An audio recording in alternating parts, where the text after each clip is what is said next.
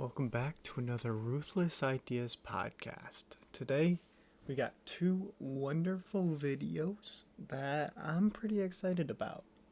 So the first video is one of, I think, the first times I've ever made myself cry from laughing so much. So I was thinking, and I always try to do clever names or names that describe what it is, but this one was really hard because you pretty much have to balance a square on a pencil that's using the reverse of magnets to push it apart, and you have to slowly push it down to get it. There's no good name for that. There's no clever name. There's no good name. And so then I thought, Ralph. What if I named it Ralph? And then I started thinking about all the ways I say my name and like where I say it. And then I thought, it's all going to be replaced with Ralph. And I started laughing. And I ended up laughing so hard I started crying. Just of the sheer thought that someone would look at it and I'm explaining this big elaborate fidget toy / muscle memory fine motor skill improvement toy, and its name is Ralph. And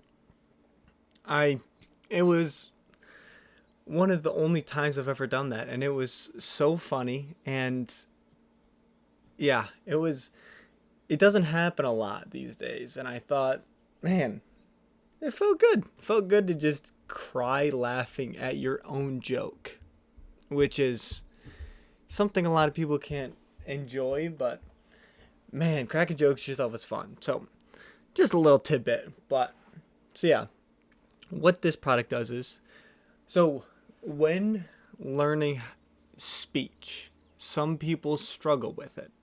So some ways to help it is you can learn the words by writing them out. And then after learning how to write the words, that can actually help you speak better and actually learn words better and be more fluent. And so I thought, in this scenario, if you need help, you can now just practice pushing down your pencil onto something and allowing it to align, and then be able to go down, push it out, and then you can just keep practicing that over and over. And so with the repellent, kind of how it repels out, it allows where you get immediate feedback on if you succeeded or failed. And so and then it just, that immediately feedback loop can help determine how much someone learns and how quickly they learn it. So the one problem I came up with is it is a single tiny part that holds the thing. It's the tip of the pencil that holds it. That's not a very sturdy spot, so it actually immediately flips over. So when I used a metal file, because it's like a circle, it works a ton better. And so I was like, okay, so I have to figure out a way to have it stay on the pencil as well as go down. And so then two thoughts occurred. I could either have specified attachments I use to put that on and you use, or I make it where you figure out a way to make hold the pencil onto it better. So I'm thinking the first way, just because it's easier and it allows for variation, but it can kind of go both ways. But I really liked this product. I thought it was cool, and it was more of an assembly part, because I had the main holder piece that also had a magnet at the bottom with a little slip, like pin that you slip in to hold the magnet. Because you're repelling it, it wants to push it out any way it can. If that bottom's open, it pushes it out, and it's not good. So then on the top part, you have this separate little thing that you have to move. So once you push that down, that also has a magnet in it. So you have to put another pin piece in there so that it doesn't shoot out. And so it was kind of more of an assembly this time, which I did like. So there's some upgrades I can make to it, but overall, I liked it. It did not perform as well. Only 96 views, no comments, 2 likes. So not a big response to this one, but still double digits, almost triple digits. So I do have to go through and I think figure out what works, because it seemed to, the fidget toys worked better than the other ones, but only 2 out of the 4 fidget toys I made actually got that kind of viewing response. So I don't know if it was, since it was not really close to Easter, but kind of before, maybe. I don't really know. Maybe people were home and there was more people watching. So that's going to be my next kind of step, is figuring out why are those doing so much better. The one thing that's nice is all of my videos are framed the same way. So it's not the editing. It's literally just the idea and how good the idea is that makes it interesting for people. So yeah, that's gonna be something cool.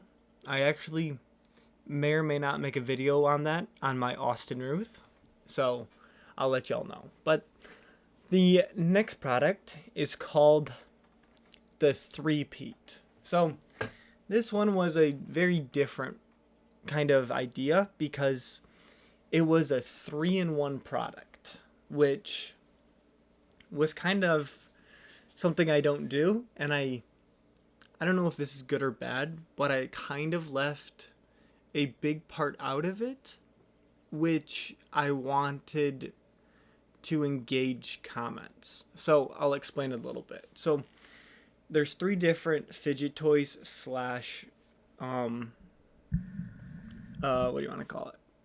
Fine motor skill improvements. So the first one was just a circle with a channel in there that metal BBs can fit in. And then I have a little circle that goes in the center of it that has a little tab that pushes the metal balls around. So first off, I was trying to make it where it was kind of like a spring, where I had 2 magnets in 2 different pieces that were smaller than the whole go in and repel each other, which would pinch it into the center of the circle of the holder, as well as grab the BBs and twist that around. And so it was going to be like a 3-in-1 center piece that did more than, there was just it'd be a cool engineering improvement. So a couple problems I found with that was having because the circle piece that holds the BBs is 2 inches wide. It has a 1-inch center through hole and is 0.5 inches thick. So if you really think about it, the center hole, the part has to be 0.5 inches tall and 1 inch wide, or 1 inch wide. And so now you have to split that in half, and now each side can only be 0.5 tall and 0.5 wide. But it's a circle. It's a half a circle. So then it's you only get that at the very center point, and everything else is extremely small.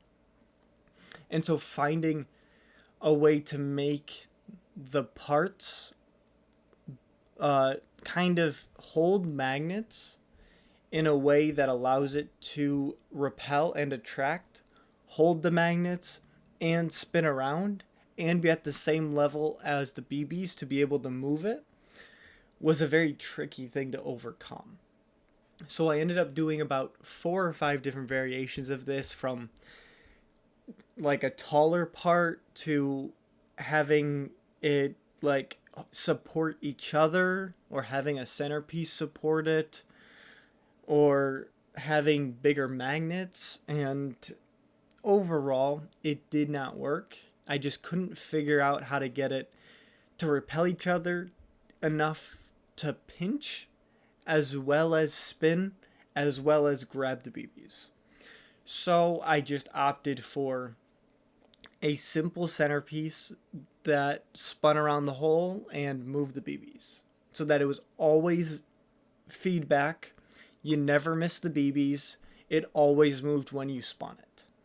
And so I thought it was more like beneficial to have it actually work than not actually work but have a cool design. So kind of unfortunate, but it is what it is. I got it to work. Cool. Next one. This one is more, so the first one was more like fidget and fine motor skills. The second one is more fine motor skills. So you have two kind of base pieces, but also kind of the support of the part. And those were probably like 2 inches wide. The thing is, you can adjust them because you're using rubber bands for this. And so then you feed the rubber bands through the center parts, which also contain magnets. So there's 2 center pieces, one on each side. Okay, we're going back to the Twinkie descriptions. So we're going to take Twinkies and Swiss rolls. So we're going to have the Swiss rolls as the supports. So take your hands and put them just shoulder width apart. That's the Swiss rolls. That's what holds these pieces together. Those are the supports. That's where the rubber bands are. And how it works is, on each side of the Swiss roll, like where you would bite from, there's a cutout in it with a pin on each side. And then where the pin is, you would put a rubber band and put the pin through the rubber band. So you do that on the right side and left side. But before you did that, you would take the center Twinkies, and on the left side of the Twinkie, you would have a through hole that you would feed the rubber band through. Then you would attach it to the other Swiss roll on the other side. So you did that, and now you have 2 Swiss rolls on each, the right and left side, and then you have Twinkies on the front and back with rubber bands in them. And then in the Twinkies, you have about a 0.6 diameter magnet, and there's about 4 or 5 of them stacked on top of each other. And so they're fairly strong, and you have that on each one. So now you have these Swiss rolls with the Twinkies, and then what would happen is you would pinch the Twinkies together, the magnets would grab, and then you would pull the Twinkies apart, and then they would unstick. And so there's 2 ways you can kind of go about it. So the way I thought of this first idea was, you just take your finger and thumb on each side, you pull them apart, you put them back together, pull them apart, put it back together. And so you would have fairly strong rubber bands to kind of resist that as well as move it. And so it can have a little upgrade to it. As well as, the next part that could work is if you put finger holes in each of the Twinkies, then you can pinch them in and out with, say, your thumb and middle finger or pointer finger. And so then you're working on the grip strength of your finger and thumb, which can help with fine motor skills a ton, and also building that strength. And so this one was kind of cool because I haven't made anything like it, and I really thought it would really build fine motor skills. So the next one was more of a fidget toy, and I don't know if you ever played pinball. They have normally it's on the right side, but they have a little ball, and you pull the the like lever back and let go, and it shoots the ball up, and then it goes through and ding ding ding, and then you get whatever you want. So this one, you had like a track that went into a circle about 3 revolutions ish, and then at the center there was a hole where the ball would like fall out into, and then you could get the BB out. And so this one was more of just a fidget of, you can just flick it back and forth, and it's fun, it's easy, and it goes around. This, I made it differently and weirdly because I wanted to see if it would help. So what I did is I offset it and made the circle not like symmetrical. So it's not complete circles.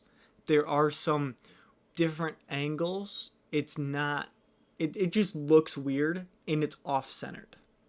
And so my thought process behind this was, some kids get super OCD and don't like anything out of place. They like everything perfect. They can't do things if it didn't go their way.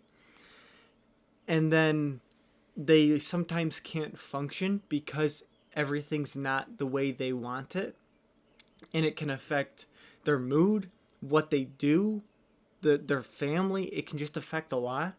And so this is purposely misproduced so that while they're looking at it, they can't change it. So they have to play with this and realize they can't fix it. It is not perfect.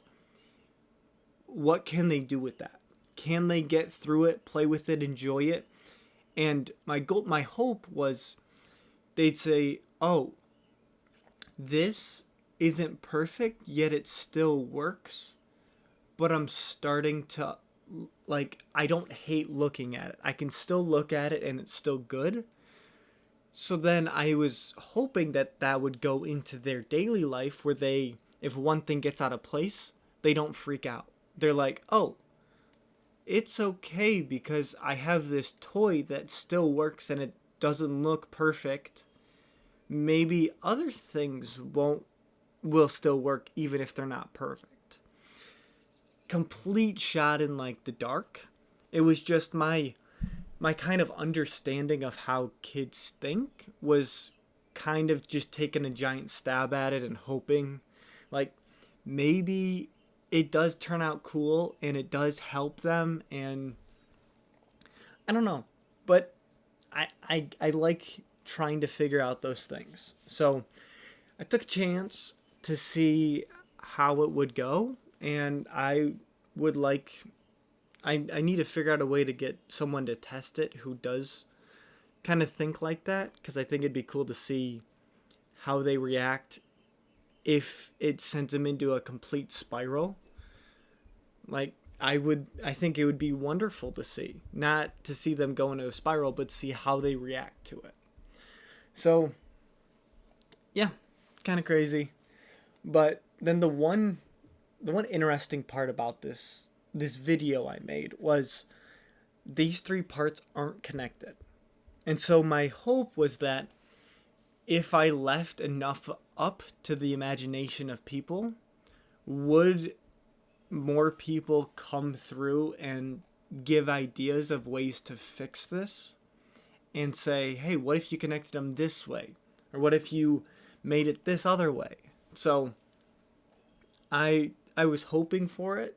I haven't gotten any comments on it yet, but I still think it would be cool. And so I'm very excited to see what comes out of it. So even though I'm going to make a video on how I want to connect it next week, I still think it would be cool.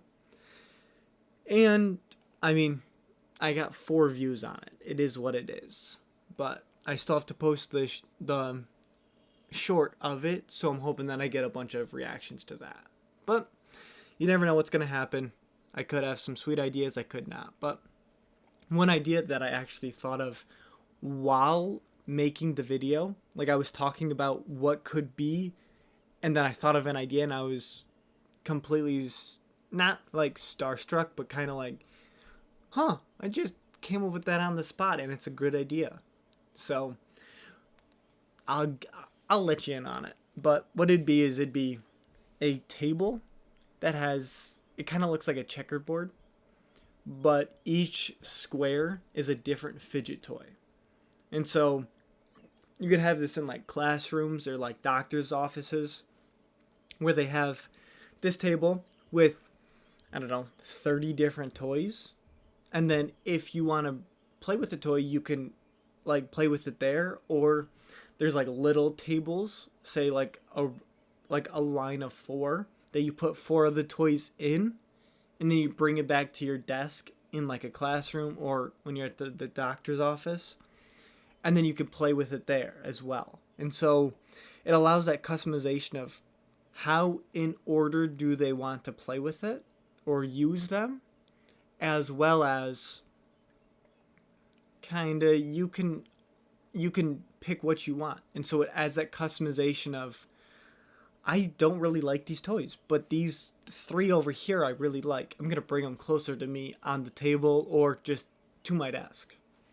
So I think that would be cool, and I think it'd help.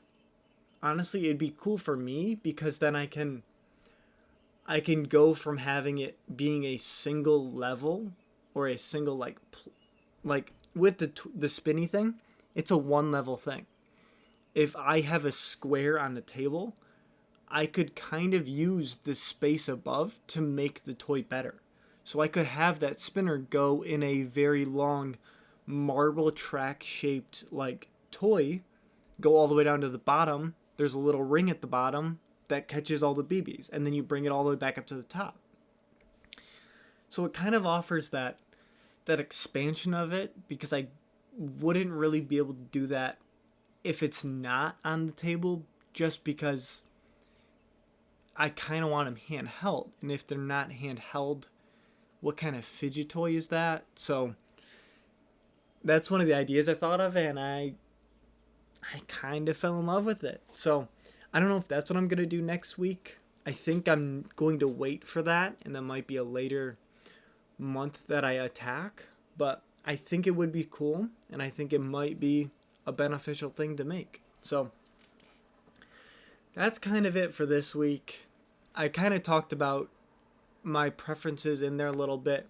I really have nothing else to talk about. Just next week on Monday, I'm putting in my 2 weeks. So super exciting. I am excited that I get this opportunity to grow my skills by myself and possibly have my own thing. So thank you very much for listening. Please go check out the videos. Leave comments on how to improve stuff. Thank you very much for listening, and have a wonderful night. Goodbye.